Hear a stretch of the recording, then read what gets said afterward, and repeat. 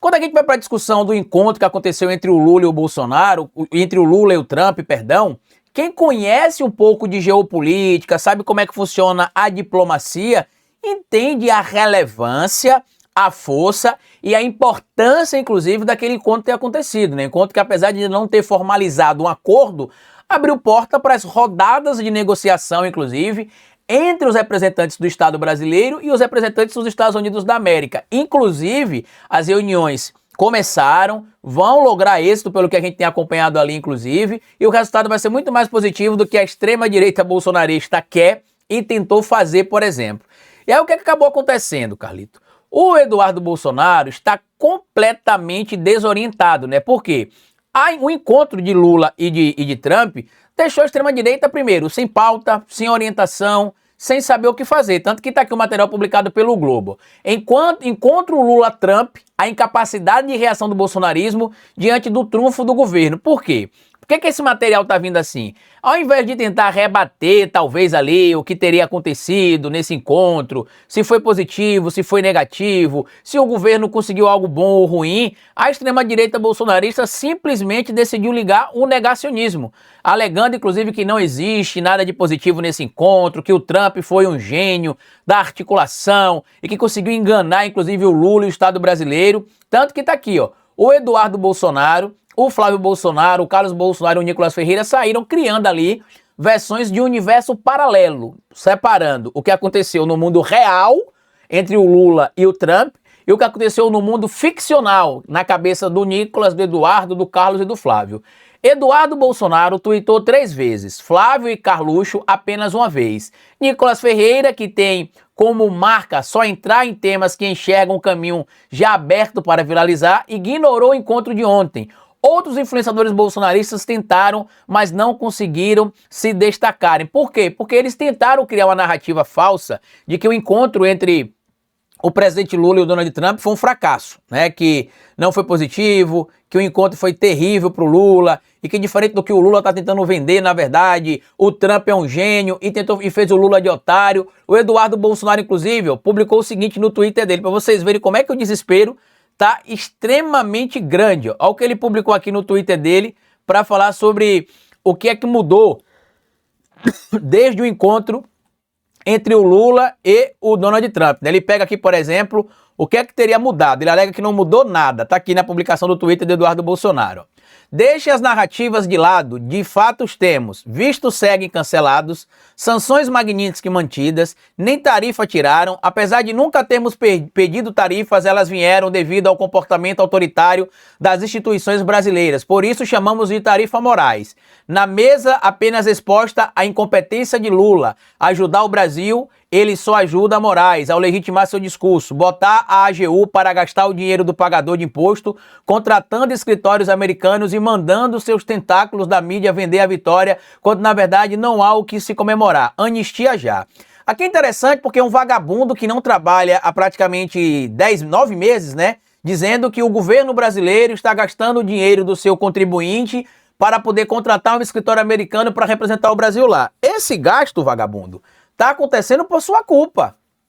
Pela culpa do seu companheirinho aí, né? Pra quem não sabe, a gente brinca aqui no canal chamando Eduardo Bolsonaro e o Paulo Figueiredo de Pink e Cérebro. Carlito, por que vocês brincam chamando Eduardo Bolsonaro e o Paulo Figueiredo de Pink e Cérebro? Porque existem 2 personagens, né, do desenho animado, que seria o Pink e o Cérebro, que basicamente estão ali para poder todo dia dormir e acordar pensando o que é que eles têm para fazer no dia seguinte, né? Então eles dormem, acordam e todo dia eles pensam, o que é que a gente vai fazer hoje, né? Pergunta ao Pink ao Cérebro. E o Cérebro responde. Para quem não sabe, esse é o Pink e esse é o Cérebro, né? Esse é o Eduardo Bolsonaro, que é o meu abobalhado que acha que entende de alguma coisa, e esse é o Paulo Figueiredo, o baixinho ranzinza, né, enganjento, que acha que domina tudo sobre as coisas e que quer dominar o mundo. Então todos os dias de noite eles fracassam, durante o final do dia eles fracassam e todos os dias eles chegam em casa e aí o Pink pergunta para o Cérebro, Cérebro, o que é que a gente vai fazer hoje? Ou o que é que a gente vai fazer amanhã, né, na verdade? Aí o Cérebro responde para o Pink, a mesma coisa que fazemos todos os dias, Pink. Tentar dominar o mundo. Então, a mesma coisa que o Paulo Figueiredo e Eduardo fazem todo dia é o quê? Tentar enganar a base bolsonarista. E é até uma estratégia burra, né? Porque toda vez que ele diz que algo não vai acontecer e acontece, o que é que fica evidente? Que eles foram desmascarados.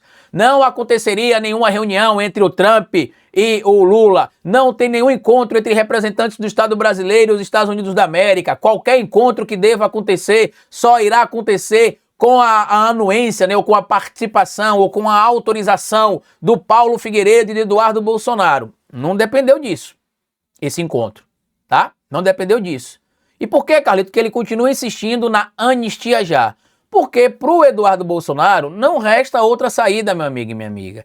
Se ele vier para o Brasil, ele será preso. Se ele deixar os Estados Unidos da América, ele pode ser preso, porque ele será condenado. Muita gente espera que até o final desse ano deva sair a condenação do Eduardo Bolsonaro. E tanto ele quanto o Paulo Figueiredo, por serem procurados ali no Brasil, podem ter mandados de prisão expedidos para a Interpol. Lembrando que neste momento o diretor da Interpol é brasileiro. Então, o trâmite chega lá, o nome deles é apresentado, que a gente chama de difusão vermelha da Interpol, e se eles deixarem, evidentemente, os Estados Unidos da América para qualquer país que tenha ali assinado o tratado com a Interpol, eles serão presos. Por isso que para o Eduardo Bolsonaro só resta o tal pedido de anistia ampla, geral e irrestrita. E aí, ele tem dito aí que o encontro foi um fracasso, que estão vendendo uma coisa que não foi. E eu quero mostrar para vocês aqui a cara de desespero do Eduardo Bolsonaro, para que vocês possam ver como é que a situação está complicada para ele. Ele, inclusive, tá com cara de choro, vocês vão observar aí, ó, nesse vídeo. Olha o olhinho dele aqui, ó. Olha o olhinho do Little Banana aqui, ó. O olhinho dele tá aqui, ó, cheio de lágrima, cara de choro. Esse vídeo aqui, inclusive, foi publicado no Twitter dele, para ser bem específico, há 23 horas atrás, aproximadamente. Há 20 horas atrás, perdão, aproximadamente. Depois de tudo que foi falado sobre o encontro do Trump com o Lula, né? E ele não conseguiu vender a narrativa que eles queriam. Aí olha o que o Eduardo Bolsonaro vai tentar vender aqui. Vamos ouvir juntos aí para vocês irem comigo. Pessoal, fala para vocês aqui. As pessoas têm que ser menos emocionadas. Eu tô vendo política.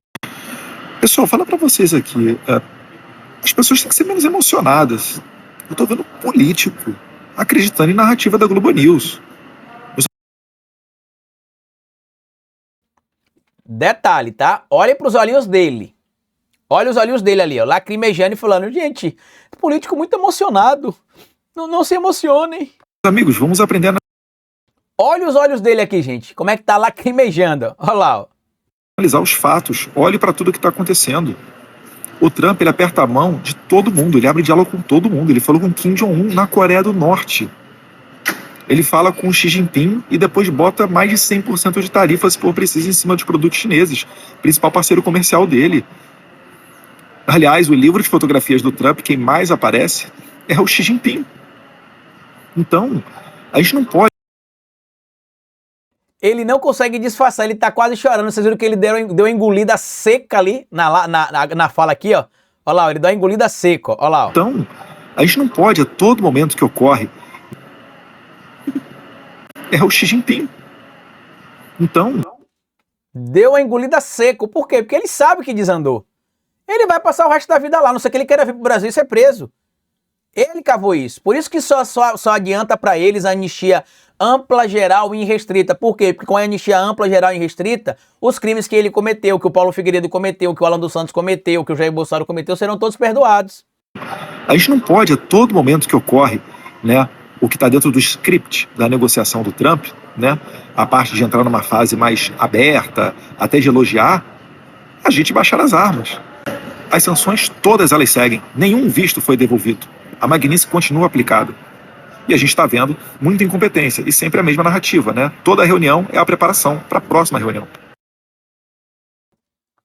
Na verdade, quem tem vendido a tese ali de que não vai dar nada certo, que tudo desandou, são vocês. A realidade que a gente tem trazido aqui é outra. Inclusive tem até imagem, a revista Fora acabou de publicar aqui, ó, uma imagem do encontro entre as partes aqui, ó, que você disse que não aconteceria, tá aqui, ó. Tá aí, ó. Após encontro entre Lula e Trump, Brasil e Estados Unidos abrem primeira rodada de negociações sobre tarifas. Primeira reunião ocorreu na Malásia e abriu caminho para novas rodadas em Washington nas próximas semanas. Tá aí, ó. Eles já tinham se encontrado, como a gente sabe, né? Scott Bessent aqui na ponta, o Mauro Vieira aqui na ponta, tá? Eles tinham se encontrado há uma semana atrás, mais ou menos, em Washington. Teve um encontro na Malásia também, como a gente acompanhou, em Kuala Lumpur, né? E agora vai ter ali os encontros que serão organizados. Detalhe, tá? Para que a gente possa acompanhar, certo? Isso aqui é material oficial. publicado no Itamaraty, ó. Em seguimento ao encontro entre o presidente Lula e Donald Trump na Malásia, delegações do Brasil e Estados Unidos reuniram-se em Kuala Lumpur na manhã de segunda-feira, dia 27 de outubro, para iniciar o diálogo sobre as negociações relativas às medidas tarifárias adotadas pelos Estados Unidos. Pelo Brasil participaram o ministro Mauro Vieira, o secretário executivo do MDIC, Márcio Rosa, e o embaixador Aldo Faleiro, da assessoria especial da presidência. A comitiva dos Estados Unidos foi liderada pelo representante comercial, né, o Jameson Greer, e pelo secretário do Tesouro, Scott Bessent. Traduzindo claramente para vocês aqui, o que o Eduardo Bolsonaro está falando não se conecta, a realidade mostra outra coisa. Outro fator, a própria embaixada brasileira já tinha trazido a informação, na verdade o próprio Estado brasileiro já tinha trazido a informação ali de que seria pouco provável conseguir já de agora a suspensão de todas as sanções e a eliminação das tarifas. O que é que o presidente Lula solicitaria através do embaixador, do nosso chanceler Mauro Vieira? Que se conseguisse ali a suspensão, pelo menos, da sobretaxação neste momento de discussão. Aí ele cita a questão da China. Não, porque o Trump com a China, porque a China isso, porque a China aquilo, que o Trump está fazendo a China de boba. A China abriu outra frente de negociação com os Estados Unidos da América, inclusive para também reduzir essa questão da taxação, sabe por quê? O Trump percebeu que essa cobrança que ele tentou inventar ali para o Brasil, para a China e para vários países não deu certo, o tiro saiu pela culatra. E diferente do clã Bolsonaro, o Trump não é burro. Diferente do Eduardo, diferente do Paulo Figueiredo, diferente do Jair Bolsonaro, diferente dessa corja bolsonarista, o Trump não é burro. O Trump não é burro. E aí, para deixar eles ainda mais tristes, o Trump elogiou o presidente Lula, disse que ele é um cara vigoroso, né, forte, desejou feliz aniversário pro Lula ontem e tudo mais. E agora, meu amigo, essa carinha de choro que a gente viu do Eduardo Bolsonaro é um reflexo da realidade que eles entenderam. O Bolsonaro é página virada. A gente trouxe aqui na semana passada, inclusive, o que o ex-embaixador dos Estados Unidos no Brasil, de 2009 a 2013, no governo Obama, falou, né, que foi o Thomas Shannon. Tá aqui, ó.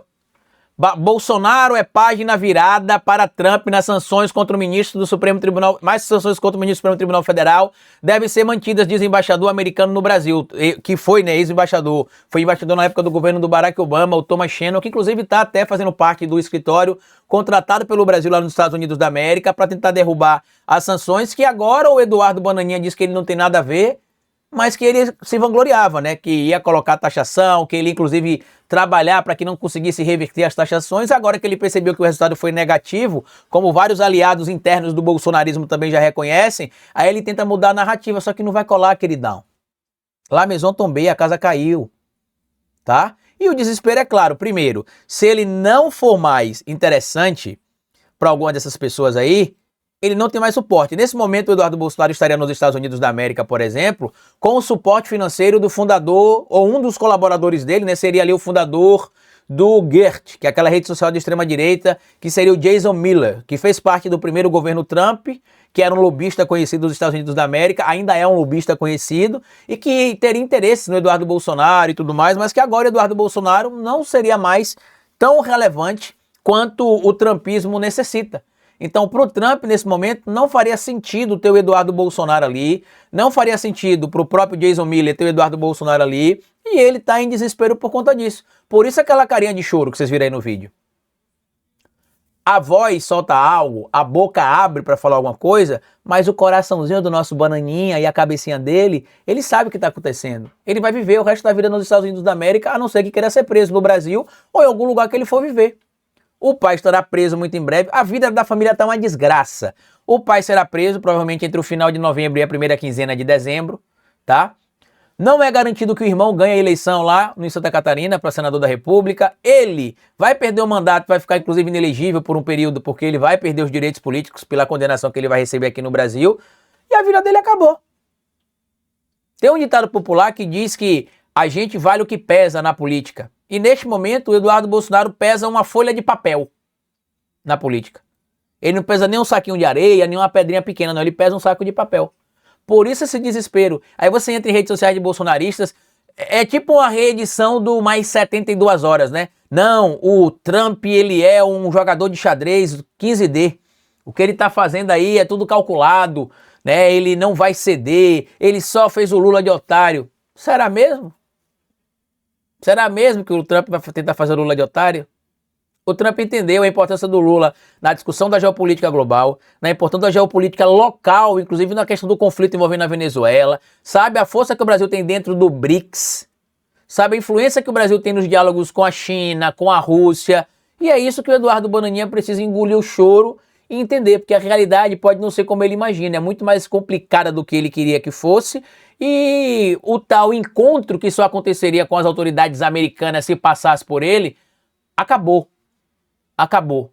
O Bolsonaro, inclusive, é página tão virada que na reunião, quem citou o nome do Bolsonaro foi o presidente Lula, ao se referir a tudo que aconteceu e mostrando as provas do que aconteceu com o Bolsonaro, o plano que existia para matar o presidente Lula, para matar o vice-presidente Geraldo Alckmin, para matar o presidente do TSE àquela altura, o ministro Alexandre de Moraes, as mensagens trocadas. Ele mostrou que o Bolsonaro está tendo julgamento justo, com direito à presunção de inocência, contraditória e ampla defesa, algo que não aconteceu com Lula, e o Trump viu e falou, é isso, vou fazer o quê?